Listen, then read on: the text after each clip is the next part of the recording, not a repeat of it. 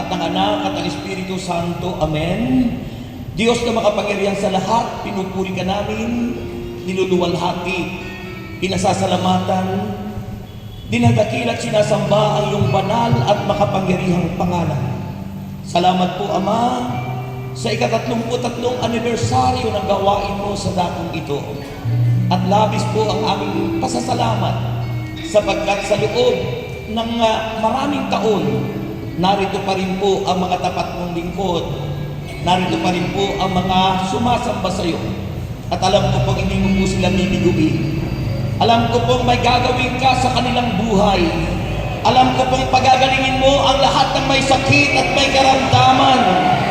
At alam ko pong tutugunin mo ang aming mga kahilingan. Diyos, basbasan mo kaming lahat at punuin ang kalwalatian ng lugar na ito.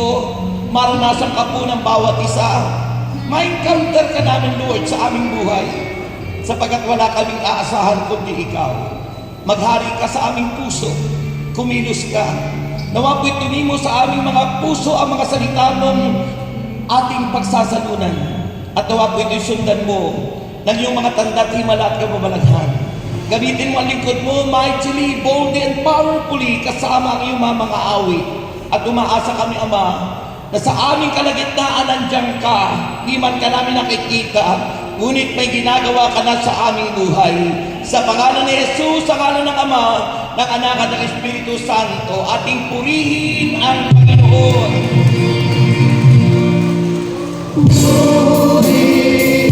Purihin ang Panginoon, si Kristo ay narito na.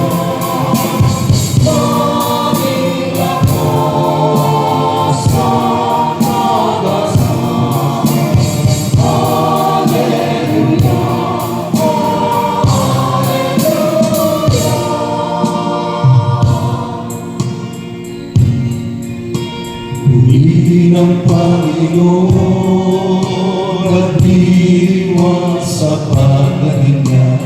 Nagagala ang aking espiritu.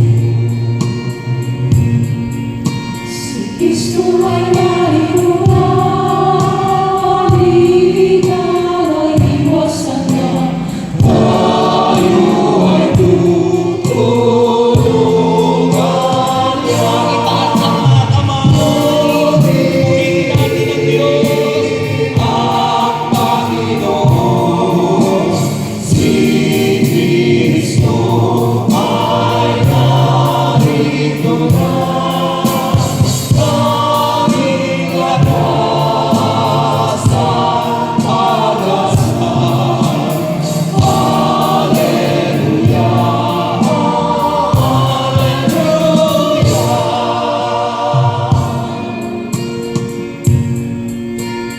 Aming lakas at pag-asa narito sa tuwina. Nagahanda tulungan ka. Alleluia, Alleluia.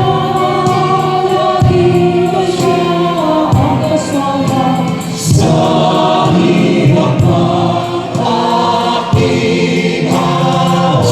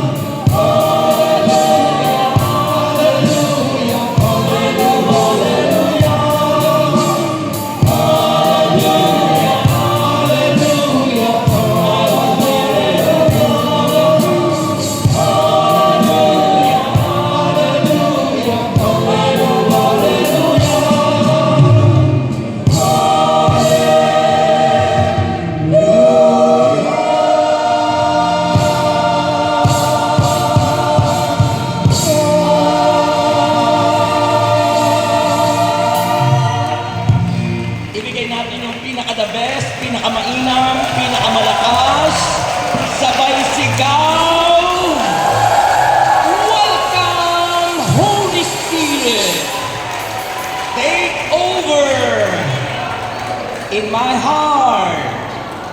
At pumasok ang Espiritu Santo sa puso natin. Sabi ng Bible, your body is the temple of the Holy Spirit. At nananahan ang Diyos sa templong ginawa ng kanyang kamay. At yun ang puso nating lahat. Nasa puso natin ang Espiritu ng Diyos. Parang wala akong kausap.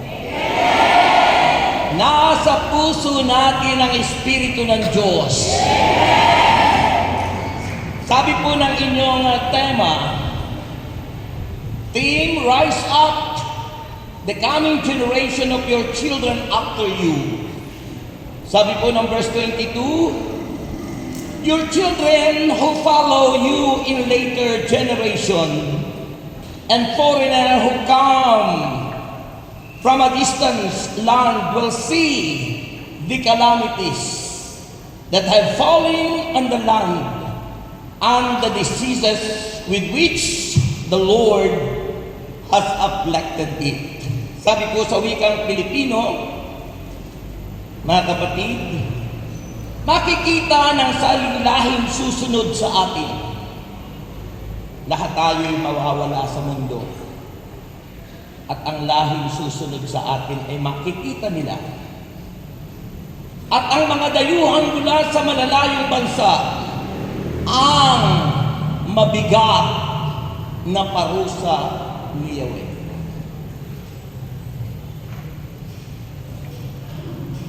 Parusa. Sabi ko, pag dinugtungan pa yun, makikita nila ang lupaing tinupok sa pamagitan ng asukre at tinabunan ng asin. Kaya kahit damoy, hindi tutubo roon gaya ng nangyari sa Sodoma at Gomora. Atma at Siboy nang ibagsak niya rito ang kanyang matitinding galit. At sasabihin ng lahat ng nakakita nito, bakit pinuksa ni Yahweh ang bansang ito? Bakit matindi ang naging galit niya sa kanila? Ang isasagot niya ay sapagkat tinalikuran nila ang kanilang kasunduan kay Yahweh. Tinalikuran nila ang kasunduan nila kay Yahweh. Pag tinalikuran nyo ang kasunduan kay Yahweh, yan ang matinding mararanasan ng tao. Ang isasagot ay sapagkat tinalikuran nila ang kanilang kasunduan kay Yahweh, ang Diyos ng kanilang mga ninuno na siyang naglabas sa kanila sa Ehipto. Sila ay naglingkod at sumamba sa mga Diyos-Diyosang hindi nila kilala at pinagbabawal ni Yahweh sa kanila. Iyan ang dahilan kaya't nagalit sa kanila si Yahweh at ibinagsak sa kanila ang mga sumpang nakasulat sa aklat na ito. At dahil sa matindi niyang galit, sila ay pinaalis ni Yahweh sa kanilang lupain at itinapon sa ibang lugar. Naroon sila ngayon. Purihin natin.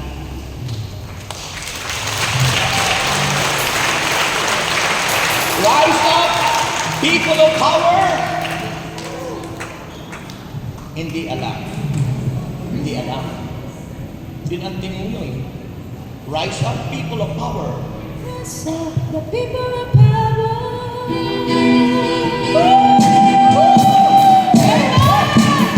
Rise up. Sayaw kayo ninyo. Rise up, the people of power. Stand up. Stand up. Across the land. Take up the sword of the Spirit. Pull down the enemy's land. When we are wrong, when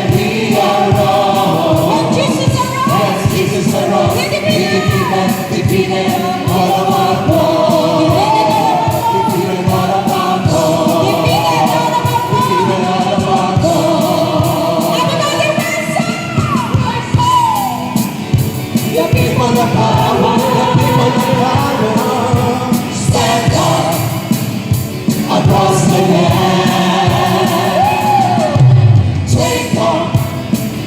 the sword of the Spirit. Pull down the enemy's dead.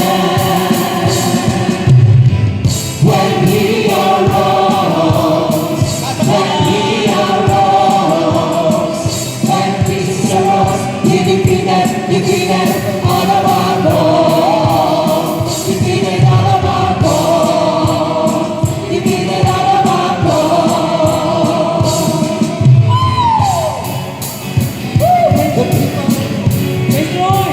Amen.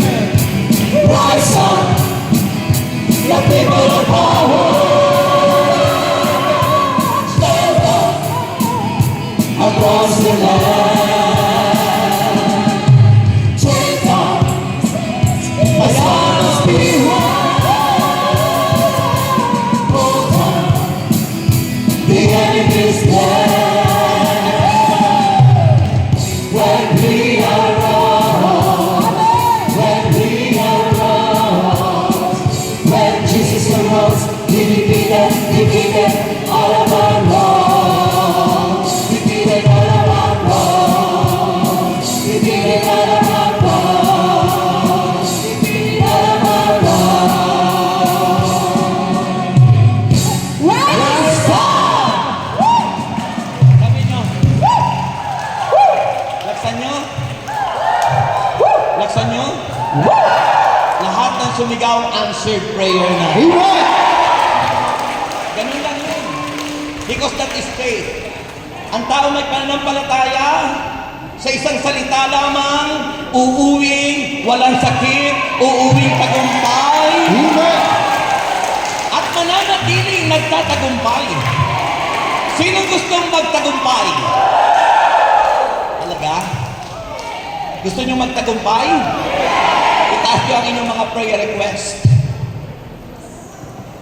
Sabi doon sa ating binasa, kung bakit nagalit si Yahweh, kinalimutan nila yung kasunduan, yung covenant.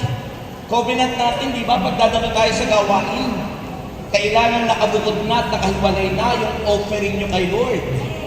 At yung inyong kahilingan, tanda na kayo'y sumasampalataya sa Kanya. Huwag nyo kanyang kaliligtaan yan. Tuwing unang araw ng sanlinggo ay magbukod na kayo ng bukal sa inyong kalooban upang ihandog ninyo kay Yahweh. At initi ako sa inyo, lahat ng yan ay answered prayer. At lahat ng inyong alay sa Panginoon, pangako niya, ibabalik niya yan sa inyo sa iba't ibang klaseng paraan, siksik, liglig at aapaw pa. Kaya itaas yan, Panginoong Diyos, salamat sa biyaya ng kaligtasan. Salamat, Panginoon, sa pananampalatayang dulot mo sa amin. Nagtitiwala po kami, Ama, na ang lahat ng itong aming mga kahilingan ay nakarating sa puso mo, O Lord God. At kailanman, wala kang binigo sa taong may pananampalataya sa iyo. At nagtitiwala po kami, Ama, lahat ng aming kahilingan at lahat ng aming alay at handog ay iyo pong pangako sa amin na ibabalik mo sa amin ng siksik, liglig at umaapaw. Kaya naman, Ama, kami po'y umaasa at nananalig at nagtitiwala kasama namin ang Diyos. Amen? Kasama natin ang Diyos habang kinukolekta. Kasama natin ang Diyos. Praise the Lord! Hallelujah!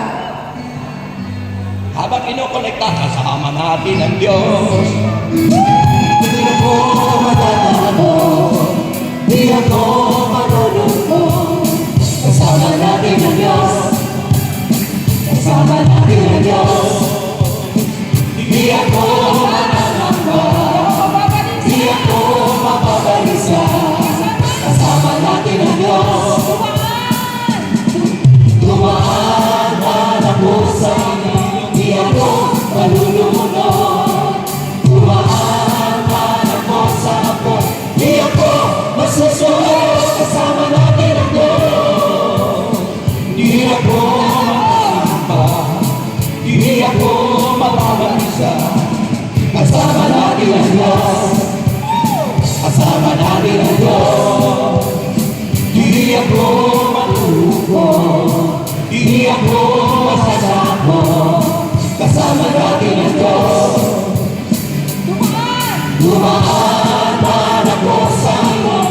ako manununod.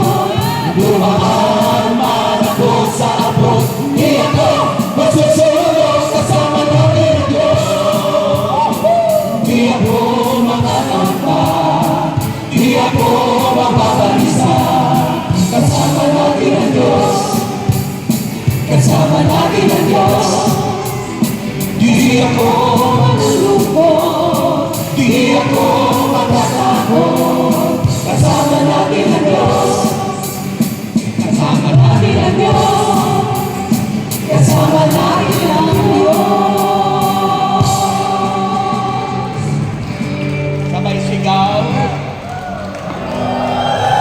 Sabay sigaw. Okay, taas ang kamay nyo. Taas po ang kamay nyo. May mga kamay ba kayo? Ayan.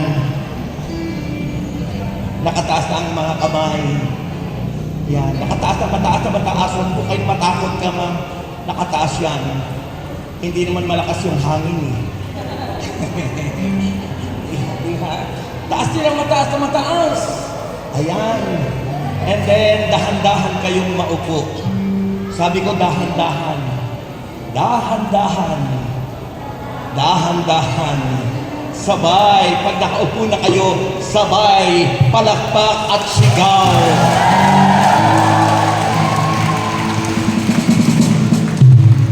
Amen ba? Masaya ba kayo? Kapag hindi naman kayo nagsaya, uuwi kayong bigo. Pero dahil kayo masaya, uuwi kayong tagumpay. Ang hina. Grabe po yung inyong palakpak sa Panginoon. Alam mo, napakaganda nung sabi nung ang isang tao ay, ito daw ay, it depends sa pagtanggap nyo sa mensahe ng Diyos, di ba? Kasi kung papansinin niyo po, yung aking binasa na galing po sa inyong tema, ito po ay tipan ni Yahweh sa mga Israelita. No? Kung paano ipinapaalaala ng Diyos, hoy, makinig, ipinapaalaala ng Diyos na siya'y nakipagtipan. Kung sila man yung mga Israelita noon ay pinagtipanan ng Diyos, tayo sa ngayon, ang bagong mga Israelita na dapat katipan ng ating Panginoong Jesus. Kaya pala maraming nai-stroke ay dahil yung mga kamay nyo ngayon yung ipalakpak sa Diyos. Ipinaalaala ni Yahweh kung paano siya nakipagtipan sa mga Israelita, kung paano sila iniligtas at pinalaya sa pagkaalipin sa Ehipto, at kung paanong ginawa ni Yahweh ang parusang ginawa sa hari ng Egypt, ang Pharaoh. Alam niyo, natatandaan niyo, di ba? Kung paano ang lahat ng mga Egyptian nang pinalaya ni Yahweh ang pagkakaalipin ng Egypt, inalipin ng Ehipto ang mga Israelita, di ba? Doon nahati yung dagat. At nung nahati yung dagat, lahat ng nakatingin dito, nahati yung dagat. Dito na kayo tumingin sa unahan para umuwi kayo tagumpay. So nahati yung dagat. At nung nahati na yung dagat, nakadaan ang mga Israelita, nakatawid sa lupang pangako. At nang nakatawid na silang lahat, silang mga Egyptian na humahabol sa kanila ay natabunan ng tubig, silang lahat ay nangamatay. Maganda yung pangako ng Diyos. Ano mo, pag inyo kinalimutan ng pangako ng Diyos, hindi tayo magtatagumpay. Kaya pinaalala ni Yahweh kung ano yung pangako niya, yung tipan niya. At alam niyo po, tayo po ay nasa bagong tipan. Sa bagong tipan ng Diyos sa atin. At ito'y sa pamamagitan ng kanyang bugtong na anak na si Kristo. Ang hina.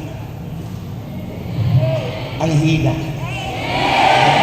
Kaya ang pag-uusapan po natin ngayon ay yung inyong tema, sabihin nyo, rise up. Laksan nyo. Rise up for victory. Ano bang ibig sabihin ng rise up? Ano bang ibig sabihin ng rise up? Ha? Yung bang ikaw ay tumayo, nanindigan. You need to stand up. Stand up for Jesus. Stand up for the Word of God. Rise up, it means to say, sabi ni Paul, wake up, O sleepers. Gumising anya, kayong mga natutulog.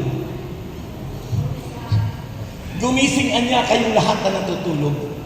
So, if you want to become victorious, kung nais yung kayo maging matagumpay, tulad ng pananagumpay ng mga Israelita, kung paanong sila'y pinalaya ni Yahweh, ipinapaalaala ni Yahweh na kailangang tatandaan nila ang kanilang covenant, ang kanyang pakikipagtipan sa kanila, sapagat pag hindi nila yun tatandaan, hindi sila magpapatuloy sa pananagumpay.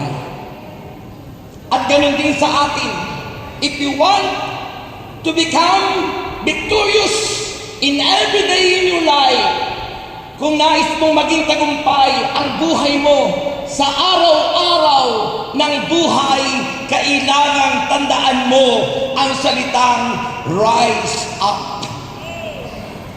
Laksan nyo. Sabihin nyo, rise up. Ano ang ibig sabihin ng rise up? Hindi patay-patay. Hindi patay-patay. Hindi pwede yung pwede na. Hindi pwede yung sasabihin mo, mare-mare ano tumama? Hindi pwede yun. Hindi pwede yun. Ano ang sinabi ng Panginoon? Ha? Rise up, Sabaran, it is our password for today. Unang-una, letter R. If you want, kung nais mong magtagumpay, unang letra sa rise up, it means repent for all of our sins. Nais ni Yahweh na tayo'y magbalik loob. Ganun din ang inaasahan ni Yahweh sa mga Israelita. Yung pagbabalik loob sa Diyos, sapagat sila'y kumilala sa hindi tunay na Diyos, nagalit si Yahweh. Hanggang ngayon, ayaw pa rin nilang sumamba at maniwala kay Jesus. Ayaw pa rin nilang tanggapin si Kristo. Kaya naman hanggang ngayon, ginigera sila. Mahina. Amen? Ano ang sabi ng Bible? Dito ang tingin ng lahat ng nais magtagumpay. Dito ang lahat, tumingin ang lahat ng mga senior citizen. Dito ang tingin. Sabi ng Bible in Acts, dito muna po sa verse 24, pakinggan niyo po. Sabi ng verse 24 ng Deuteronomy chapter 29, at sasabihin ng lahat ng nakakita nito, bakit pinuksa ni Yahweh ang bansang ito? Bakit tinunaw ni Yahweh ang Sodoma at Gomorrah? Dahil sa kasalanan, di ba? Homosexuality, lesbianism, Sodom, Gomorrah, ang Sodom, sodomicide, lalaki sa lalaki, Gomorrah, babae sa babae, immorality. Nagalit ang Diyos. Pinaulanan ng halit ng asupre, napugnaw. At bago gunawin yun, ang asawa ni Lot, nag-alinlangan, tulad rin naman ang ilan sa inyo na may pag-aalinlangan. Kaya't anong nangyari sa asawa ni Lot? Naging haliging asin. Hanggang ngayon. Kaya't anong sabi ng Bible? Bakit pinuksa ni Yahweh ang bansang ito? Bakit matindi ang naging galit niya sa kanila? Ang isasagot ay, sapagkat tinalikuran nila ang kanilang kasunduan kay Yahweh, ang Diyos ng kanilang mga ninuno na siyang naglabas sa kanila sa Ehipto. Purihin si Yahweh. Tinalikuran. Si Yahweh yung nagligtas sa kanila. Si Yahweh ang nagpalaya sa kanila. sa pag-alipin sa Egypt. Pagkatapos ipinagpalit lang si Yahweh sa ibang Diyos. Alam nyo, sabi po, ini-search ko po yung ano po, paano po ba natin pinagpapalit ang Diyos? Kapag po, yung dapat para sa Panginoon ay pinalitan mo ng iba. Halimbawa, araw ng pagsamba. Araw ng pagsamba sa Diyos. Sabi ng Panginoon sa Ten Commandments, 6 na araw kayong magtatrabaho. Ang ikapitong araw o isa man sa 7 araw ay dapat para kay Yahweh. Ang ginawa ng tao, pinagtrabaho lahat. Yung dapat na araw para sa Diyos, ipinagpalit sa washing machine. Diyos-Diyosan mo yung washing machine. Pinagpalit mo sa trabaho. Overtime dito, overtime doon. Wala ka ng time sa Diyos. Nung nagkasakit ka, saka ka lang nagbabalik loob. Nung ika'y pinagpala, ang lakas ng sigaw mo, pinagpala ka ni Yahweh. Dahil may time ka noon sa Panginoon. Nung ika'y pinagpala na, nakalimutan mo na si Yahweh. Yung covenant mo sa Kanya ay nakalimutan mo. Ganyan ang nangyari sa mga Israelita. At dahil doon, nagalit si Yahweh sapagkat instead na sila'y magpasalamat kay Yahweh, pinagpalit niya nila si Yahweh kay Baal at sa ibang Diyos-Diyosan. Mga kapatid, tandaan niyo po, huwag niyong ipagpapalit si Yahweh sa inyong trabaho. Huwag niyong ipagpapalit si Yahweh sa kayamanan. Huwag niyong ipagpapalit si Yahweh sa anumang inyong pinagkakabalahan. Sumambat, manalig at magtiwala kay Yahweh El Shaddai at magtatagumpay ka. Amen? Amen. Repent. The first letter R in rise up, repent and be baptized. Sabi po ng banal na kasulatan ng Aklat ng Mga Gawa, Acts chapter 2 verse 38. Sabi ng Acts chapter 2 verse 38, and Peter said to them, repent and be baptized, every one of you, in the name of Jesus Christ, for the forgiveness of sin, and you will receive the gift of the Holy Spirit. Baptize. Alam niyo po ang ibig sabihin ng baptize? Yung tayo'y malubog, hindi sa ordinaryong tubig. Alam niyo, kahit ka pumunta sa iba't ibang sekta, dalhin ka sa dagat, dalhin ka sa swimming pool o sa ilog, ilulubog ka dun. Hindi naunawaan ang ibig sabihin ng Biblia, no? Ang ibig sabihin ng immersion, ilubog, not in ordinary water, subalit ilubog tayo sa tubig ng buhay, ang salita ng Diyos at ang presensya ng Espiritu Santo'y malubog tayong lahat. At paglubog tayo sa presensya ng Diyos, sa salita ng Diyos, iyon ang susi para ikay magtagumpay. Purihin ang Panginoon. Amen? Okay lang po yung palakpakin niya, naunawaan niya ng Diyos. Naunawaan po yan ng Diyos dahil alam ng Diyos na tayo po yung mga senior citizen na. Kaya okay lang po yan, pero kung may ilalakas kayo, ilakas nyo. Hallelujah! Hallelujah! Amen! Ang tubig ay sumisimbolo sa Espiritu Santo at sa salita ng Diyos. Sabi ng John chapter 3 verse 3, unless a man is born again, you cannot enter the kingdom of God. And to be born again is to experience the presence of the Lord. Yung maranasan mo ang presensya ng Diyos, yung ma-encounter mo ang Diyos sa pamamagitan na ikay nandyan dahil sa salita ng Diyos at sa presensya ng Diyos ay nararanasan mo siya sa iyong buhay. That you are now immersed in the power of the Word of God. Amen! Kahit kalunurin doon sa dagat walang mangyayari sa iyo. Ba't ganyan tingin mo? Amen? So anong yung unang letra? Repent and be baptized. It means to say, magsisi tumalikod sa ating mga kasalanan at maging babad tayo sa salita ng Diyos. Maging babad tayo sa presensya ng Diyos in the power of the Holy Spirit. Amen? Yun ang dapat. So rise up, people of power. Rise up and be baptized. Rise up for victory. Para sa pananagumpay nating lahat. Amen? Yun po ang kailangan natin. Ano pa pangalawa? Letter I. Ano ang sabi ng letter I? Mga kapatid kay Kristo, incline. Sabihin niyo, incline. Ano po ba ibig sabihin ng incline? To bend the head. Ano po ang bend the head? Yung gumaganon ka. To bend the head. Or, I will come and bow down at your feet, Lord Jesus. Incline. Mag-bow down ka.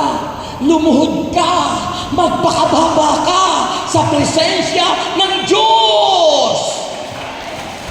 Ang mga tao, iba, di ayaw nang lumuhod sa Diyos, di ayaw nang mag-bow down, di ayaw nang mag-bend ng head. Kataas at kayabangan. Sabi ng banal na kasulatan, ang nagpapakataas ay ibinabagsak ng Diyos, subalit ang nagpapakababa ay itinataas ni Yahweh El Shaddai. Amen. Sino gustong itaas ni Lord? Grabe po yung sigaw nyo. Amen. So sabi ng Bible, incline to bend the head or bow down. Sabi ng aklat ng mga awit, Psalm 95, verse 6 to 7, O come, let us worship and bow down. Let us kneel before the Lord, our Maker, for He is our God, and we are the people of His pasture, and the sheep of His hand. Siya daw yung ating pastol. Kaya sinabi niyo doon sa Psalm 95 verse 6 to 7, lumapit tayo, sumamba tayo sa Kanya, magpakababa tayo, lumuhod tayo, mag-bend, mag-bow down tayo sa pagsamba sa Diyos. At pag tayo'y nagpakababa, lumuhod sa Panginoon, sabi ron, let us kneel. Lumuhod daw tayo sa harapan ng Diyos na may likha sa atin, sapagkat siya ang Diyos na dapat purihin at sambahin, wala nang iba. Amen? Amen? Sino naniniwalang wala nang iba? Sino naniniwalang wala nang iba? Nakikinig pa ba kayo? Ha? Sino sa inyo naniniwalang wala nang iba? Walang ibang Diyos. Si Yahweh lang. Purihin ang Panginoon. Tayo mga Kristiyano, dahil na tayo mga Katoliko, sabi natin lagi sa gawain ng Panginoon, di kita maipagpapalit sa anumang bagay dito sa di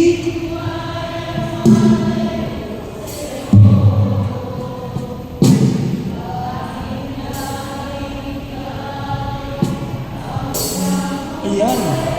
Ang sabi natin lagi kapag sa mga prayer meeting, hindi natin ipagpapalit ang Diyos sa iba. Pero minsan tinatamad tayong pumunta sa gawain. Minsan ayaw nating kumilos, ayaw nating gumawa, ayaw nating magdasal, ayaw nating magbasa ng Biblia, ayaw nating mag-aral. Samantalang tayo pinag-aaral ng Diyos sa Kanya. Diba? Sabi ng Matthew 11:28, pasanin ninyo ang aking pamatok at mag-aral kayo sa akin. Kaya kayo nandito. Nag-aaral tayo ng salita ng Diyos.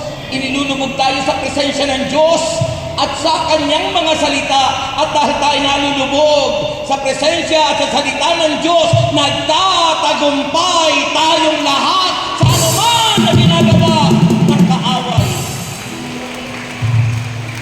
We become victorious. Amen? Amen po ba? So, incline.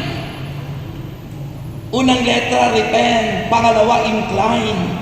In the word, rise up. Sabi ng Book of Deuteronomy, chapter 29, verse 29. Ano ang sabi ng banal na kasulatan? Sabi ron, may mga bagay na sadyang inilihim ng Diyos. May mga bagay na sadyang inilihim ng Diyos natin si Yahweh. Ngunit ipinahayag ang kautosang ito upang sundin natin at ng ating mga anak magpakailanman. Ikaw pa rin.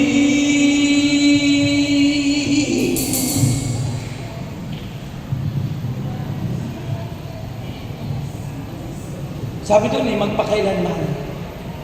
May mga bagay na hindi raw natin maunawaan. Ha? Mga bagay na hindi natin maunawaan. At ano sabi ron? Dahil hindi natin maunawaan, sabi ron, ngunit ipinahayag ang kautusan ito upang sundin natin at ng ating mga anak. Yung ating susunod na henerasyon, yung magiging mga anak natin, mga apo natin. At ang sabi roon, upang sundin natin at ang ating mga anak magpakailanman. Purihin si Yahweh. Amen? Amen ba? Yun ang sabi. So, unang-unang gusto niyong tanggapin, so rise up for victory, yung ating pagpaninindigan, pagtayo para sa ating pananagumpay, magbalik loob, repent and be baptized. Pangalawa, incline, mag-bow down tayo, lumuhod tayo sa harapan ng Diyos. Hindi dapat lumuhod kay Baal, sa anumang Diyos-Diyosan, lumuhod tayo kay Yahweh El Shaddai. Amen. Pangatlo, sa rise up, letter S, submit or submission. Sabi ng James chapter 4, verse 7. Ano ang sabi ng Santiago, Kabanata 4, talata 7, submit yourselves then to God, resist the devil, and he will flee from you. Pasakopan niya kayo sa Diyos, mga kapatid kay Kristo. Ibigay natin ang ating sarili sa Panginoon. Labanan ninyo ang dyablo. Labanan niyo ang dyablo, sabi roon, at lalayuan niya kayo. Purihin si Yahweh. Amen. Gusto niyo malaman paano lalabanan ang dyablo? May kausap pa ba ako? O nag-iisip kayong, kaya tatapusin ni Brother Rex yung talk na yun? Gusto niyo labanan ng dyablo? Alam mo yung mga alok ng mundo, tukso ng dyablo yun. Tukso ng dyablo yun. Yung halimbawa ngayon, nakikinig kayo ng salita ng Diyos, tapos parang hinihipan kayo ng malamig na hangin at parang gusto niyong matulog na. Tukso yun ang dyablo. Tukso po yun ang dyablo. Yung bang habang nagsasalita yung preacher dito sa unahan, ay ang iniisip nyo ay, ano kaya yung tatama mamaya? Mga alok yan ng dyablo, mga tukso. Ngayon, paano lalabanan? Sabi ni Santiago, labanan nyo ang dyablo at lalayuan niya kayo. Ang ibig sabihin, alamin nyo, paano nanunukso sa iyo ang dyablo? O inanunukso sa iyong isipan. So yung remember that mind is your battlefield. Diyan, ikaw, nagiging talunan. Kung ano yung iniisip mo at pinahintulutan mo sa isipan mo, labanan mo yon. Labanan mo yon. Huwag mong isipin kung ano yung tatama. Isipin mo ngayon, masama yun. Ang masama ay di dapat gawin. Isipin mo yung covenant ni Lord, yung pagkipagtipan natin kay Lord, yung itaya mo na lamang kay Yahweh at siya may tama ka sa Panginoon. Amen! Amen! Okay. Ano ang kasunod? Ha? Sabi po ng Job chapter 22 verse 21, mga kapatid, sa aklat ni Job, sabi ni Job, submit to God and be at peace. Kapag tayo'y nagpapasakop sa Diyos, nagkakaroon tayo ng kapayapaan. Diba sabi ng gospel ng Panginoon nung nakaraang Sunday, sabi ng Panginoon sa kanilang mga alagad, sumainyo ang kapayapaan. Nawala yung kanilang kagulumihanan. They were troubled hearts. Magulo ang kanilang kalooban. Pero nang dumating sa kanilang kalagitnaan si Jesus, at sinabi ni Jesus, sumainyo ang kapayapaan. Biglang nawala ang kanilang kaguluhan sa puso. Amen?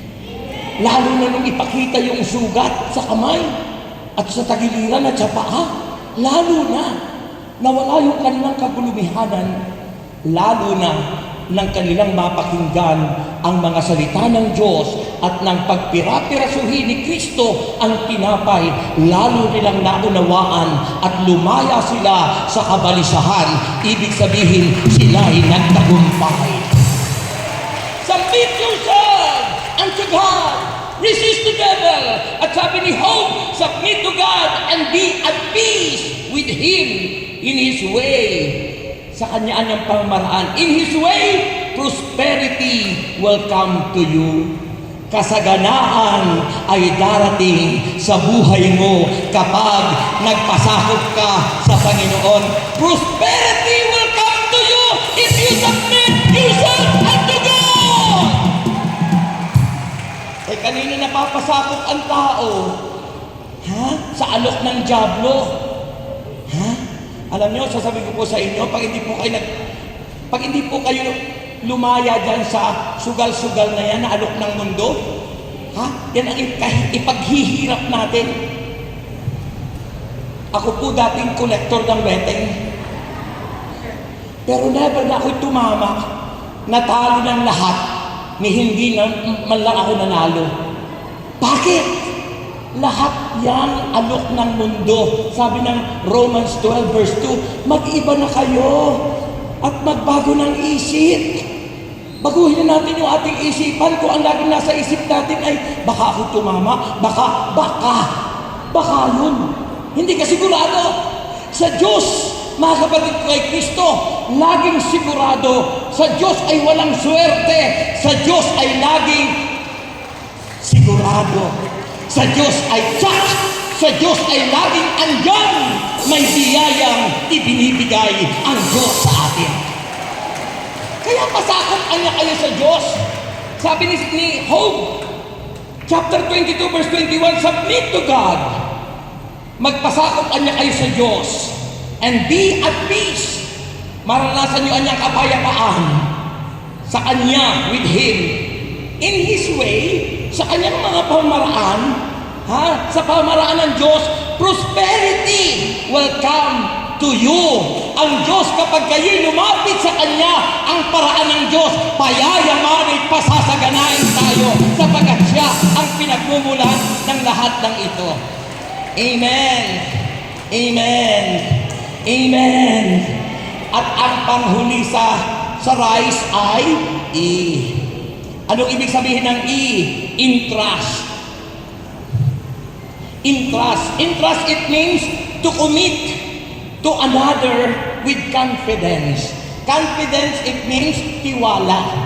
Kung iyong ititiwala ang sarili mo, dapat yung pagtitiwalaan mo, ay pinagtitiwalaan mo talaga. Ha? Dapat ang Diyos ay pagtiwalaan mo ng buong puso. Hindi yung naniniwala ka nga sa Diyos, pero nag-aalinlangan ka. Ha? Naniniwala ka nga may Diyos, pero hindi ka naman nagtitiwala.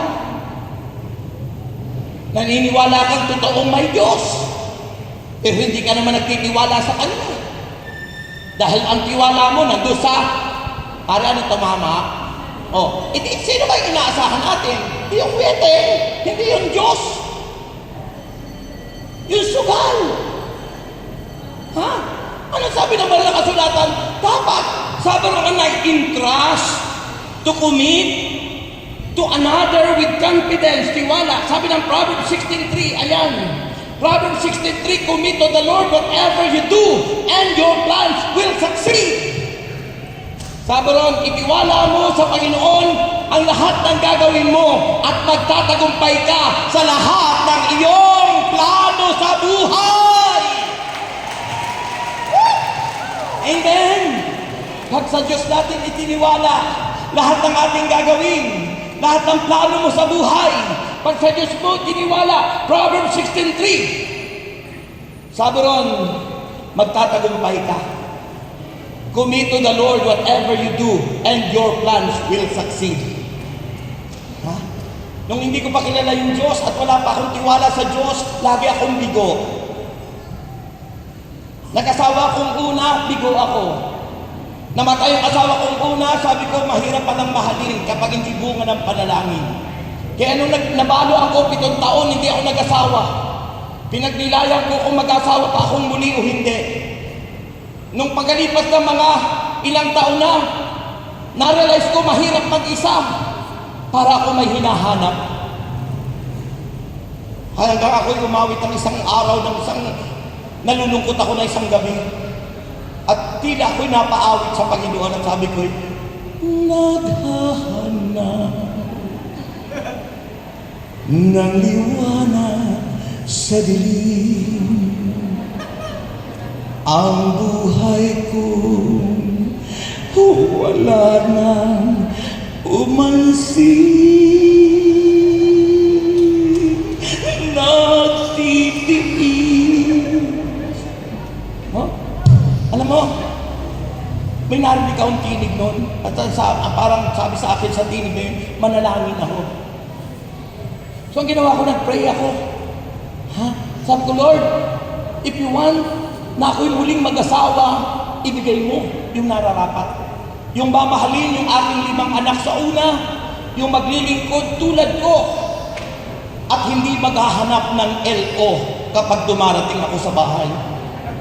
Kasi mahirap yung maging asawa na hinahanap, oy,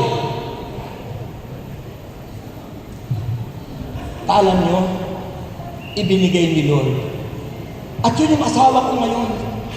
Ha? Alam mo yung asawa ko? Hindi nagtatanong. Hindi nagtatanong kung may ano akong bibigay ko. Hindi. Alam na niya yung kung ininagay ko dyan, bahala siya kung kukunin niya o hindi. Ha? At doon ko na-realize, mga kapatid, na totoo yung pangako ng Diyos. If you entrust, or commit to another with confidence, tiwala. Yun yung sinabi sa Proverbs 16:3. Commit to the Lord whatever you do. Itiniwala ko sa Diyos yung aking muling plano na muli akong mag-asawa. At ang sarap ng sabi ng Panginoon, nung ako'y muling magkaasawa ng ganun. Sabi ko sa awitin, ukay sarap, mahalin, bunga ng panalangin sa isipan at puso ko, lagi ka napapansin. Kapag ang iyong pinakasalan, kapag iyong kabiyak o asawa ay bunga ng panalangin, masarap mahalin. Pero kapag ang iyong naging asawa hindi bunga ng panalangin, gusto nang maghiwalay kayo. Gusto mo na panalangin mo, mamatay ka na sana. Eh naranasan ko yun noon sa una kong wife. Ha? Pero dito sa pangalawa kong asawa, talagang ukay sarap, mahalin, bunga ng panalangin sa isipan at puso ko, lagi ka napapansin. Pansin na pansin ka. Kasi bunga ng panalangin eh. Answered prayer ka. Because you entrust the Lord whatever you do. Lahat na gagawin mo, itiwala mo kay Yahweh. Siya, asahan mo, magtatagumpay ka sa lahat ng plano mo. Gusto niyo mag-negosyo? you commit to the Lord. Gusto nyo mag-asawa? You commit it to the Lord. Gusto mo mag-start na business? You commit it to the Lord. Pray! At magtatagumpay ka. Amen? Amen? Amen! Sabi ng Luke chapter 16 verse 11, therefore if you have not been faithful in the use of unrighteous wealth, who will entrust the true riches to you? Mga kapatid, kung hindi ka mapagkakatiwalaan, ha? Sa mga bagay na nandito sa lupa, bulagsak ka, ha? Paano ka pagtitiwalaan ng Diyos? Yung mga tunay na kayamanan na bigay ng Panginoon, kung hindi ka naman mapagkakatiwalaan dito sa lupa, binigyan ka ng asawa mo, pinagpapalit mo sa iba. Gwapo na nga yung asawa mo, kung bakit pinatulan mo pa yung kumpare mo. Pinagpalit mo pa doon sa driver. Nag-deliver sa iyo yung nagdi-deliver na nakamotor. Pinatuloy mo pa sa bahay mo. Pinagpalit mo yung asawa mo. Bakit ganun? Wala ka bang tiwala? Huh? You commit to the Lord whatever you do. Whatever. Remember that. Whatever. Whatever. Sabi niyo, whatever. Ulitin niyo.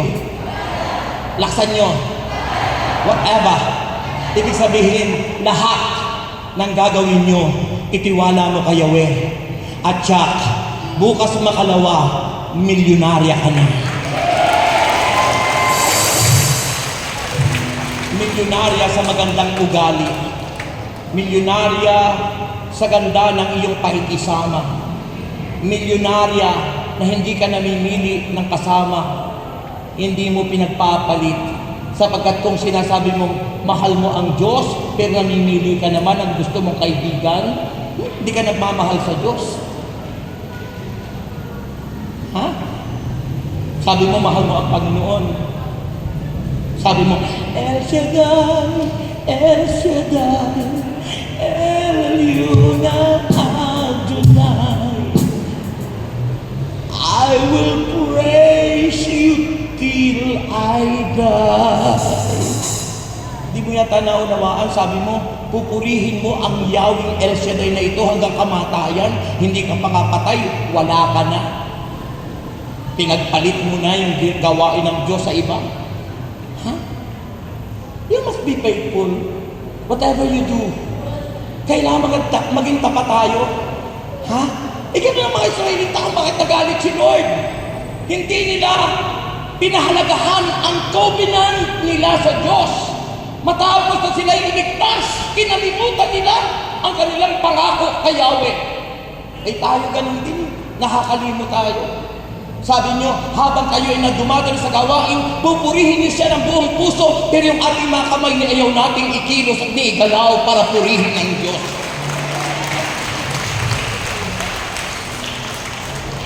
Amen. Tingnan mo, para lang kayo nagpatay ng labok. Samantalang dapat, parang ang buhos ng ulan na.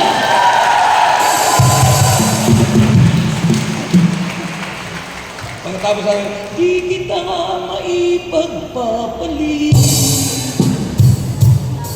sa anumang bagay dito sa daigdig. Di ko kayang malayo sa'yo, dahil tanging ikaw ang siyang buhay ko. Ganyan kumanta si, yung nanay ni Jaya. Kilala mo yung nanay ni Jaya kung sino? Si Elizabeth Ramsey. Gusto mo maging kamukha ng nanay ni Jaya? Di ba, no? Kaya ang gagaling kumanta nila yung mga negra. Kasi talagang binubuka yung bibig Talagang bigay tuto. Parang si Pilita Corrales. Di ba, no? Si Pilita Corrales. Dahil sa'yo, sabi ni Pilita Corrales. Yun yung ibig sabihin, bigay tuto talaga.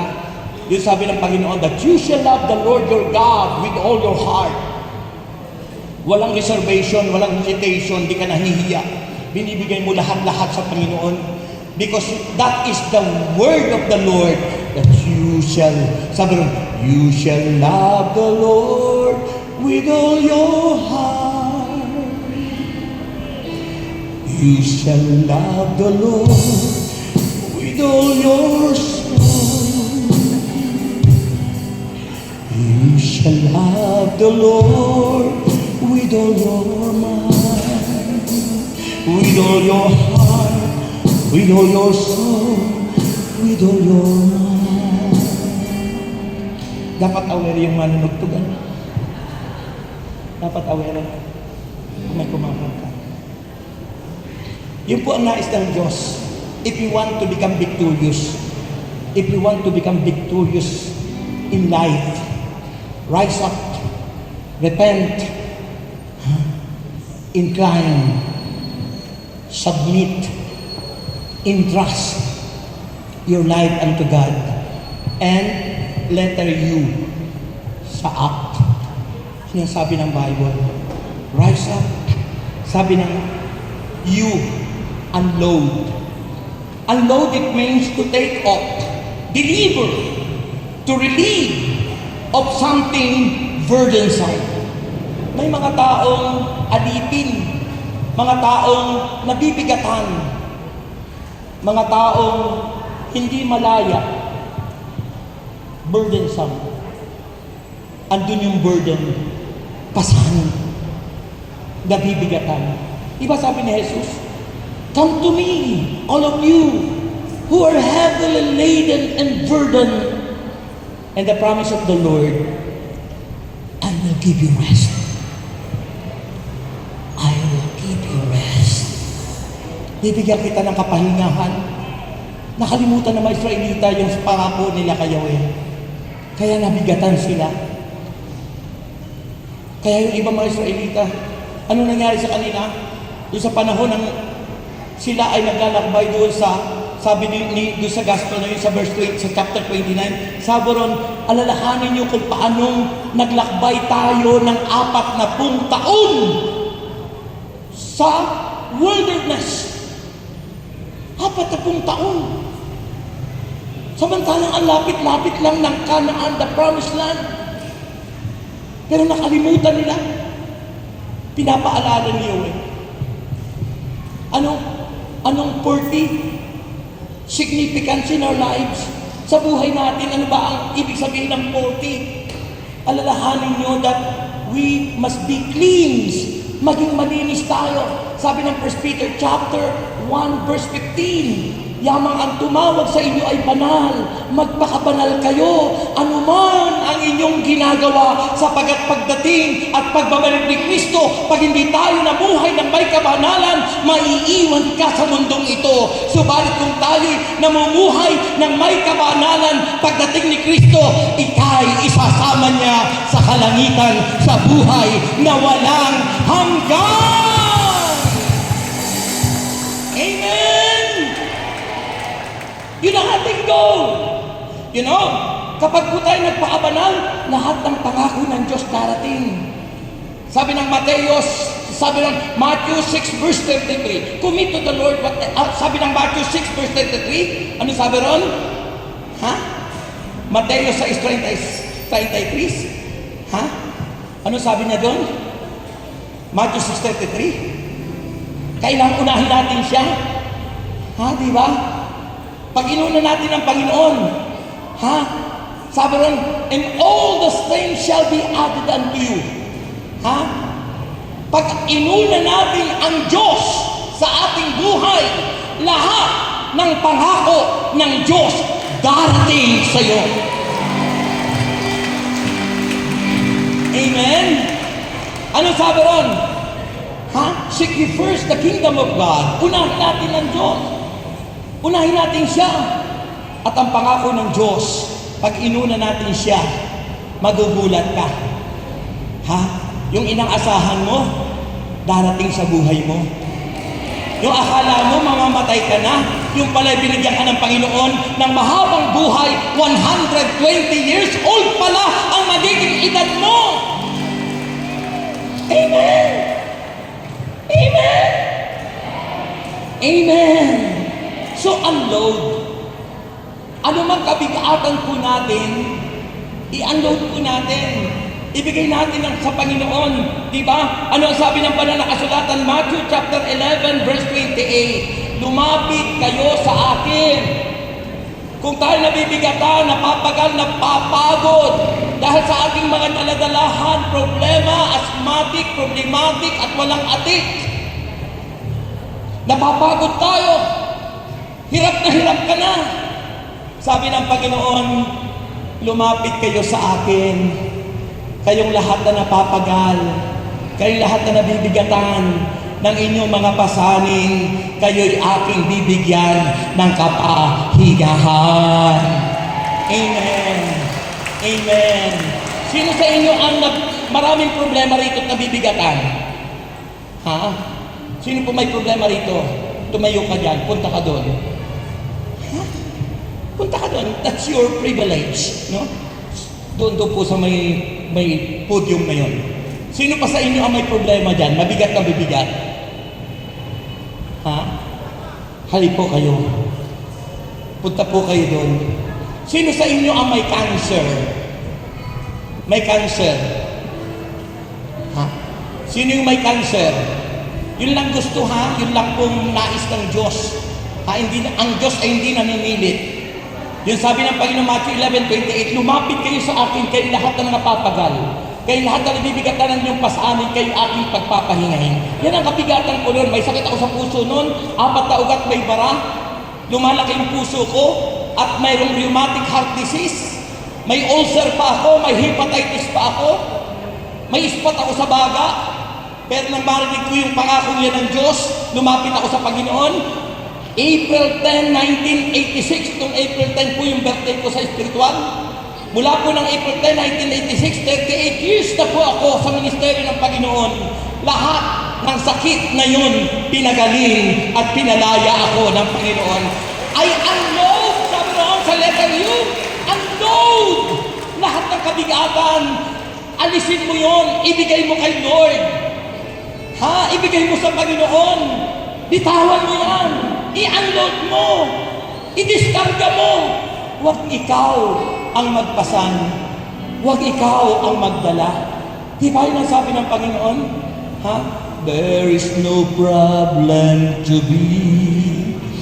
God cannot solve it. There is no problem to solve. He cannot solve it. Sino pang may problema dyan? Lumapit na po rito. Yung mga problematic, asthmatic, at mamalang ating. Tayo na po kayong lahat. Tayo na po kayong lahat. There is no sorrow to Raise up your hands. He cannot soothe it. Come on. If He carried the weight of the world upon His shoulder, I know my sister that He will carry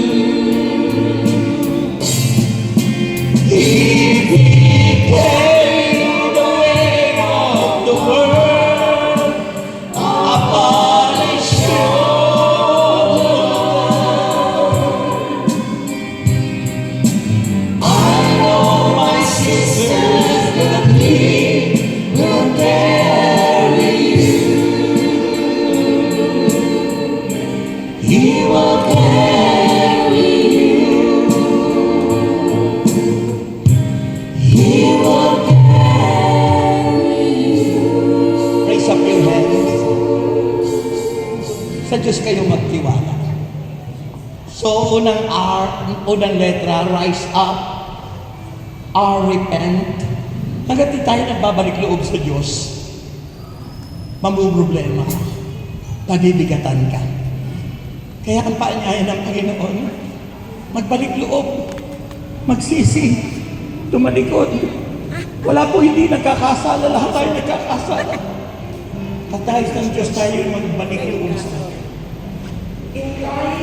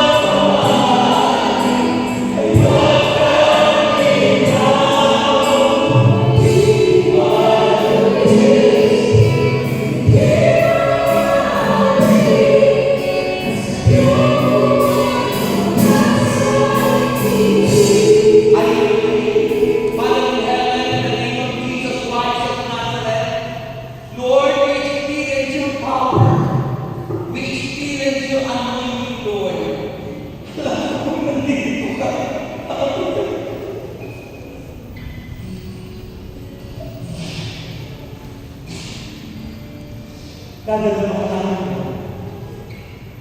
Salamat sa iyong pagkakaroon.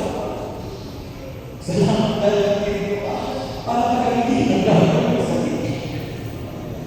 Salamat Diyos. May ginagawa ka na sa akin. May ginagawa ka tumadali ang kapagalian sa bawat katama namin. Dahil ang pangako mo. Pinagagawin mo ang lahat ng pag-ibig mo. Pinagpapalala kami. Lahat na ginagawa mo namin, sinusundan namin sa iyo. Lahat na ginagawa mo namin at umaasa ka Panginoon na lumalaban niya ang hiniwala mo sa amin. Receive the power, the anointing, of Jesus Christ. Be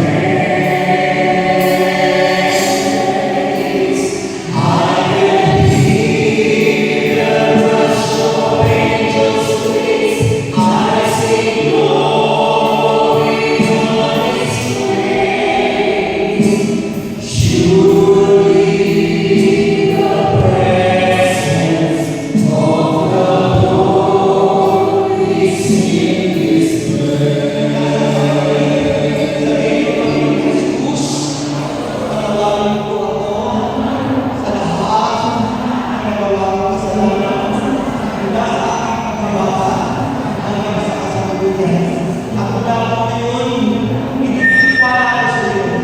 Ang aking buhay. Ang lahat ng aking gagawin. Ang lahat at bago sa buhay. Pinagtitiwala ko sa iyo. Kaya sa ngayon, naakit ko na aking maninindigan sa iyo. At ako'y magtatagumpay. Sa Panginoon Jesus.